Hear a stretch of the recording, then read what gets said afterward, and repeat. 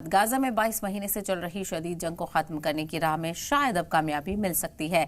Hamas ने Gaza में जंगबंदी की नई तजवीज को तस्लीम कर लिया है। सालिस ममालिक मिस्र और कतर की तरफ से ये तजवीज हमास के सामने पेश की गई थी। इस पर हमास ने कहा कि वो बातचीत के लिए तैयार है। हालांकि इजरायल की तरफ से अभी तक इस पर कोई जवाब नहीं दिया गया है।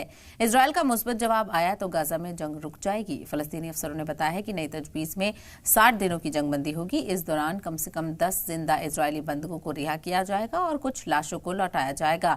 दरअसल गाजा में भूख और प्यास से तड़पते हजारों लोग बेसब्री से जंगबंदी का इंतजार कर रहे हैं।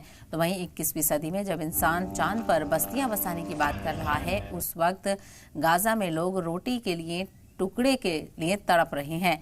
बेबस इंसानों को भूख से मरना, क्या ये जंग का कोलेटरल डैमेज है या किसी की सोची समझी पॉलिसी का नतीजा? गाजा में भूखमरी से अब तक 263 लोगों की मौत हो चुकी है, जिनमें से आधे से ज्यादा बच्चे शामिल हैं। क्या इजराइल वाकई गाजा को भूखा मारने पर आमादा है? क्या ये नेतन्याहू की सियासत है या कोई और मंसूबा? और सबसे बड़ा सवाल, दुनिया के 57 मुस्लिम मुल्क आखिर खामोश क्यों हैं? अक्टूबर 2023 से लेकर अब तक भूखमरी से 263 मौतें हुई हैं, जिनमें 110 बच्चे शामिल हैं। यूनाइटेड नेशन के वर्ल्ड फूड प्रोग्राम के मुताबिक गाजा में फिलहाल अकाल जैसे हालात हैं। 21 लाख की आबादी में से 7 लाख लोग ऐसे हैं जिन्हें कई दिन तक खाना तक नसीब नहीं होता है। 33% लोग पूरी तरह फूड इनसिक्योरिटी में जी रहे हैं। ह्यूमन राइट्स वॉच की रिपोर्ट दावा करती है कि इजराइल ने जानबूझकर खाना, पानी और दवाओं की सप्लाई रोकी हुई है। ये आलमी कानून की खिलाफ वर्जी है। सवाल ये है कि क्या नेतन्याहू अपना इक़्तिदार बचाने के लिए जंग का इस्तेमाल कर रहे हैं?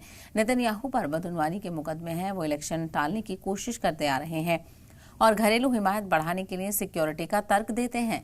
माहिरीन बताते हैं कि गाजा का डेमोग्राफिक स्ट्रक्चर बदलना, लोगों को नकले मकाने के लिए मजबूर करना भी नेतन्याहू का एक मकसद है। इंटरनेशनल कोर्ट ऑफ जस्टिस भी मानता है कि खाना और पानी रोकना जेनोसाइड कन्वेंशन की खिलाफ वर्जी हो सकता है। दरअसल अरब मुल्क अपने इक्तिसादी मफाद को तरजीह दे रहे हैं। सऊदी अरब इजरायल से ताल्लुकात सुधारने की कोशिश में है और विजन 2030 पर फोकस कर रहा है। इसी तरह से यूएई इजरायल से $2 बिलियन का सालाना कारोबार करता है। मिस्र अमेरिकी मदद की वजह से चुप है, तो वहीं जॉर्डन पानी और गैस की डील को लेकर मजबूर है। तुर्की के सदर एर्दोआन ने जरूर कहा था कि नेतन्याहू गाजा में कत्लेआम कर रहे हैं, लेकिन कोई प्रैक्टिकल कदम नहीं उठाया।